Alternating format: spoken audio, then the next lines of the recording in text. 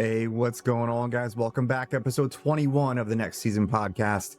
And I wanted to drop another episode on the pain points that I hear from parents and coaches about athletes. And really, it's coming from athletes too. Parents and coaches want their athletes, want their baseball players to succeed, right? The baseball players, the athletes want to succeed.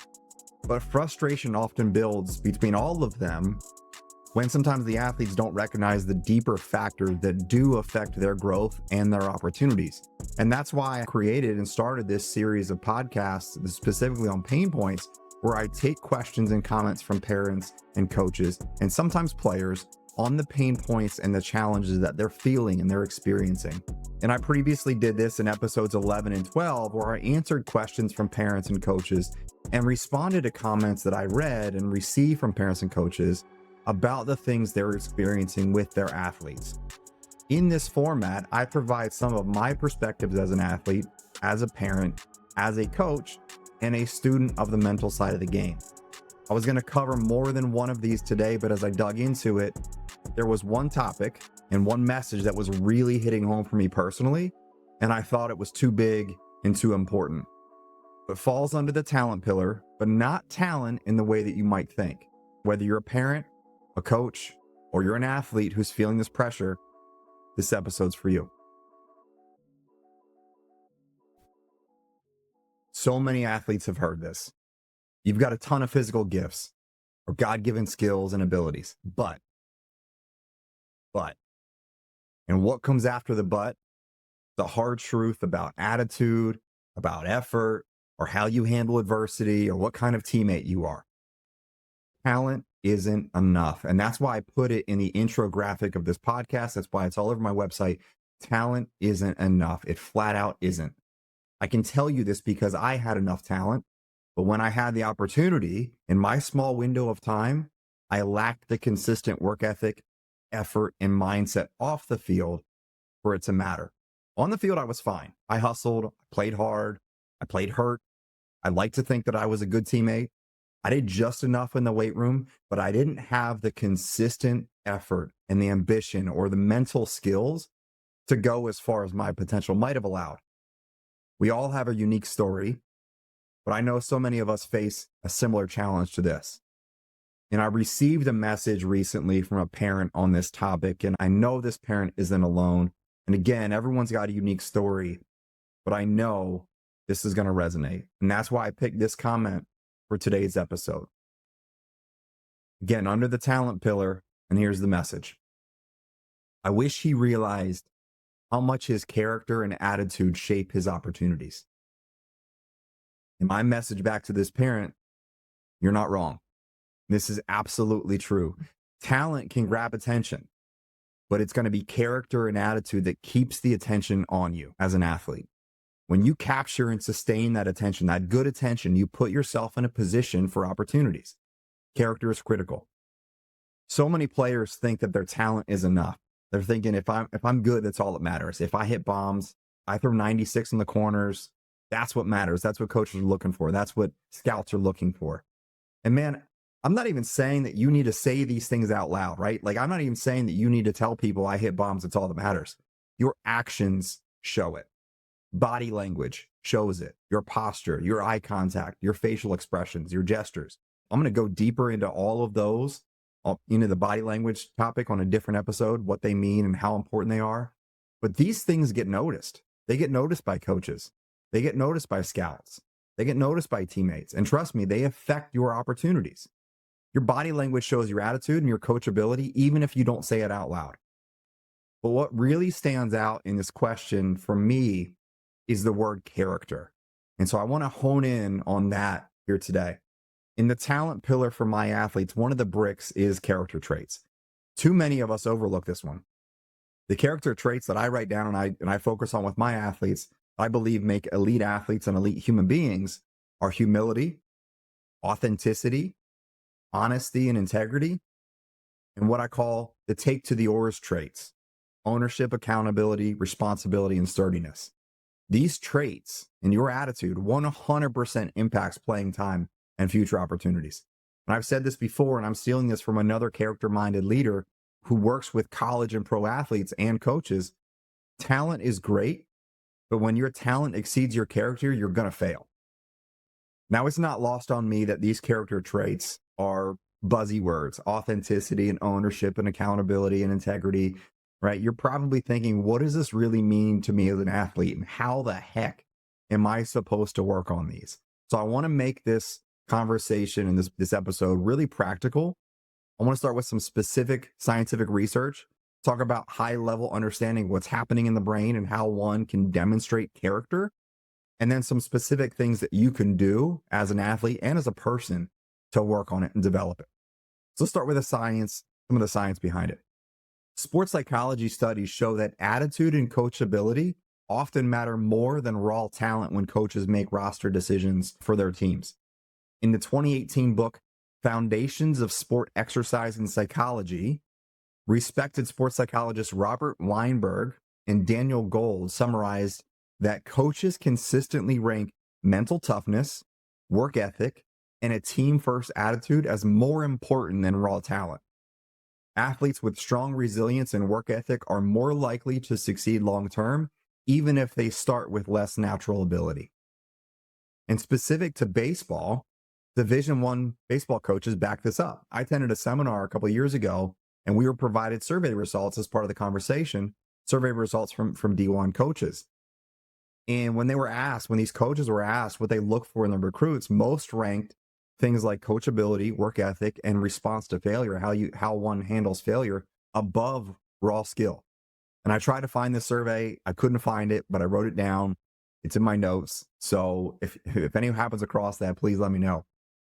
Again, some guys think that their physical tools and their gifts are what matters. Coaches and teammates disagree. What coaches and teammates care about is culture. They care about chemistry. The most talented player on the team can actually make the team worse if his attitude is trash.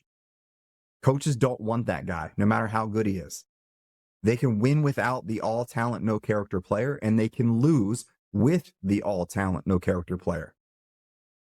We can hear all these things, these wise people tell us about character, but it's really hard to understand exactly what to do. Like what actions do you take and how do you develop it?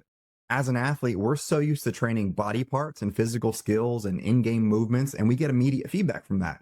And it's really hard to translate that mindset that we have of, I can do this if I practice this skill, if I lift this weight, if I move this way, that I'm going to get the results. It's really hard to translate that to things like character traits. And if you're like me, you've struggled with this. And so I tried to learn it. And what is learning? Learning is new and different behavior, and ideally better behavior in the same conditions. That's how you demonstrate learning. And everything that we want to learn can be broken down by identifying the specific behaviors of that skill. Yes, again, it's obvious for the physical movements of athletics, but it's relevant to things like improving one's character. And so in my desire to learn this, and from a recommendation of a very trusted mentor of mine and friend, I got the book, The Other Half of Church. And the very first chapter shed light on character in a way that I have never heard of. So let's start with what we know about the brain, or some of us think we know, because I was wrong about my understanding, and that's around right brain and left brain. I thought I understood that the right brain is for creativity and imagination and artistic qualities, like free thinking, free spirits, musicians, artists, renegades. That's what I thought the right brain was for. And the left side was the analytical and the cerebral, right? It's the accountants, the engineers, things like that. That's not entirely accurate. It is true that these sides of the brains have specific functions that align to those things, right? So the right side of the brain is our creative side. The left side of our brain is our logical side. And they have these specific functions and qualities. But we, as people, use both sides of our brains. Everything that we process, everything that we see, we hear, we smell, we taste, we sense, we touch, the smell of fresh cut grass at a ball field, the taste of the seeds or the jerky in our mouth when we play, the weird feeling of nothing when we barrel a ball perfectly. All of these inputs enter our brains and follow the same specific path. That regardless of whether you are left brain or right brain, we all use our whole brain to process it. And all of the inputs follow that same path. So when we have this information, again, any of the senses, the information begins getting processed in the right back side of our brain. It then moves up to the front right side and moves along the path to the left front side and then back to the left rear. This all happens extremely quickly. The right side is the fast track and it's focused on things such as individual and group identity, emotional awareness, connection with others, assessing surroundings, good, bad, scary, safe, etc. And the left side is the slow track. It's conscious thought, it's awareness, it's speech, it's problem solving, strategizing. And again, that's our logical brain. So the right side starts processing the information, starts to draw conclusions and react before the left side is even aware of what's happening. Therefore, before we're even conscious of what's happening. The right brain brings together what we're experiencing and the important emotional connections to create an active sense of who we are in that moment, including who we are with others, with what's around us.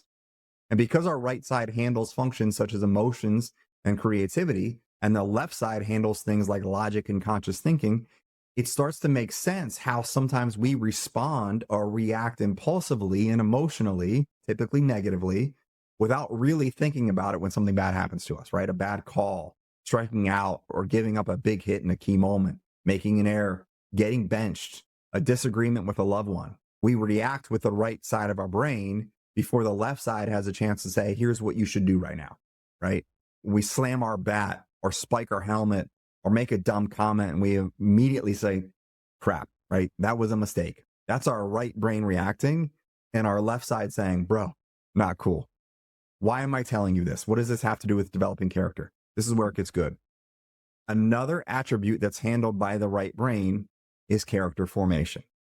Our instantaneous reactions to our situations are created before our conscious mind on our left side is even aware, right? Our right side responds and reacts before our left side, our logical brain, starts to be aware. And these are our gut reactions, faster than the conscious thought on our left side. Input starts in the back right, moves to the front right, over to the left and back. Our character is the demonstration of our immediate response. It's what we do, what we say, and who we are without thinking about it. It's what we do when nobody's looking, and it's what we do when we don't have time to think about it. That's our character. Within the character traits brick of next season athletes, I list again humility, authenticity, honesty, integrity, ownership, accountability, responsibility, and sturdiness. Those are the traits. So we understand what's going on at a high level in the brain. How do you develop these? It first starts with awareness. You have to make it intentional that you want to have these traits, whatever those traits are for you. Think about the quality of being coachable, that trait of being a coachable person, a coachable athlete, which is just a fancy way of saying, do you take feedback or do you fight it? If a coach corrects your swing or calls you out on your footwork on a ground ball, is your first reaction to say, this is my style, why is he calling me out? Or is it, okay, I hear you, I'm going to try that. I understand. Thanks, coach. Now, again, another character trait is authenticity, right? So you need to be authentically you. You have to trust your own abilities and be true to yourself. And I say that because it isn't going to serve you to try to apply every piece of feedback you get from every person you cross paths with. That's going to jam you up. You got to be selective, but be open, be coachable, and be respectful in the process. Coachability isn't about blindly following everything. It's about being open to learning and showing humility in your approach. And that's all part of practicing the development of character. So we have awareness, right? That's step one. And then it's setting the intention to develop the traits. That's step two. I'm aware that developing my character is important. I'm going to make an intentional effort to work on this. Now what? I'm going to give you some more things that you can do. And these are in no order, but write these down or save this or note the timestamps and come back to these when you need. The next thing you can do is just understand it comes down to repetition in small wins. Just like training a physical skill, you can't be one and done, okay? You're not going to take one day of batting practice and expect to go out and bat 300. It's not going to happen. Just like training a physical skill, your character traits need reps. Start with small daily actions that reinforce that trait, right? So if you're working on accountability, own up to mistakes that you make immediately. No excuses, no blaming others. Make note of the times you got it right and then recognize the times where you were able to shorten that time that it took to go from that immediate negative response to conscious correction. That's a win, right? It might have taken you 30 seconds to calm yourself down before and, turn around an emotional moment. And then maybe the next time it takes you 10 seconds. That's a win. That's a huge win. And so you want to recognize those moments and understand that success compounds. The more you do it, the more natural it's going to become. So repetition and small wins is one of the first things you can do. Another thing you can do is pre-decide what you want your responses to be. It's creating this ideal self, right? We talk about creative player and creative player identity, right? Pre-decide what you want your responses to be. When emotions take over, it is really hard to make the right choice and have the right response in that moment. So what you can do is ahead of time, mentally rehearse, think about how you want to respond, your ideal response to those highly emotional moments. If there's a bad call, take a breath, refocus. If you get a criticism, say, I got it. I'm going to apply that. If you fail, analyze it, learn from it, move on. And those become the ideal response. When I make a mistake, this is what I'm going to do. And now you just do it. Okay. So by pre-deciding, you're building automatic high character responses to those situations. And you're not always going to get it right, but at least it's there. And along with that idea, the next thing you can do is set personal standards and track them. So define what your non-negotiables are for your character. In our pillars for next season athletes, we talk about standards and boundaries. Define your non-negotiables for you and your character traits. You always show gratitude after a game, whether you win or lose. Never talk back to a coach, no matter the emotion. If I have a complaint about something, I must also offer a solution. Those are some non-negotiables and standards that you have for yourself. Next practice, focus on the things that don't require talent. Hustle, eye contact, body language, being a great teammate. Those become your personal standards. And again, track them. Track your progress just like you would in the gym. Another thing that you can do, surround yourself with high character people. You become like those around you. So seek out teammates and coaches and mentors who hold you accountable and model the traits and the qualities and attributes that you want in yourself. Be proactive in seeking that feedback. Don't wait for someone to call you out, but surround yourself with people that have those high standards and are high character people. Another thing that you can do is own your mistakes and do it publicly. A huge test of character is how you handle failure in front of other people. When you mess up, own it out loud. That was on me. I lost focus there. I should have done better. I should have been in that spot. And I want to call out, this is not about being the my bad guy. That gets old and it can be disingenuous. But I own that. And here's what I'm going to do to make sure it doesn't happen again. That builds trust and self-respect and resilience for yourself. Own your mistakes publicly. Another thing you can do is do hard things on purpose. And I've probably said this line in at least 80% of the episodes I've done so far, but it's that important and impacts that many areas of our lives. Adversity reveals our character, but you don't have to wait for adversity to hit. So challenge yourself. Cold showers, extra reps, uncomfortable conversations, doing hard things, whether it's physical, emotional, whatever it is. Challenge yourself to do hard things daily and make note of what they are. Pushing through those tough moments in controlled environments makes it easier to push through and have the right response when it matters. And the last thing I want to call out as something you can do, practical step that you can take is to teach the character trait to someone else. The best way to internalize a character trait is to coach someone else on it. Help a younger athlete, help a teammate, a friend, whomever it is, develop the same traits that you're working on. Hold yourself accountable with that person. This is not about being a know-it-all and trying to be the coach. But one of the best ways to learn anything is to teach it to someone else. Things like, saying things like, this is the standard on our team. This is who we are and what we're about.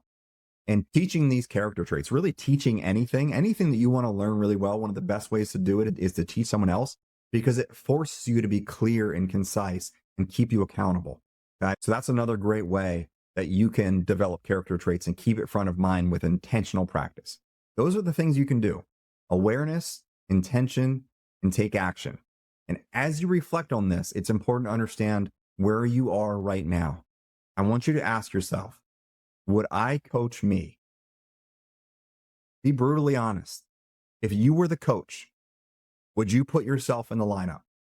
Not just based on skill, but based on your energy, your attitude, your work ethic, your character. If the answer is maybe not, then you know you need to fix it. Do you want to be the guy that coaches trust and recommend for opportunities? Or do you want to be the guy with the talent that nobody wants to deal with? A choice is yours. And at the end of the day, your character is what separates you. Your character shapes your opportunities. Yeah, talent is impressive on paper. Character is impressive in person. We don't live on paper. We live in person. Talent isn't enough. So for that parent, thank you for sharing. Hopefully that answers, but you're 100% right. Character and attitude are going to create the opportunities, and the wrong character and the wrong attitude are going to crush your son's opportunities, no matter how good of a player he might be. So thank you for sharing that with me. Hopefully it helped. Please let me know if there's anything else I can do for you. I'm going to continue to do this format periodically, and sometimes I'm going to cover more than one. Sometimes it might just be one topic. If you have specific questions, comments, or pain points that you want to share and perhaps be included in an episode like this, send me a DM, shoot me an email, comment on this. If this was helpful, you know what to do. Like it, save it, share it, leave a comment, send the love with a 5-star rating. I'm doing this for you. So I want to know what's working and how I might be able to share some more of my experiences to be able to help. Appreciate you. We'll see you next time.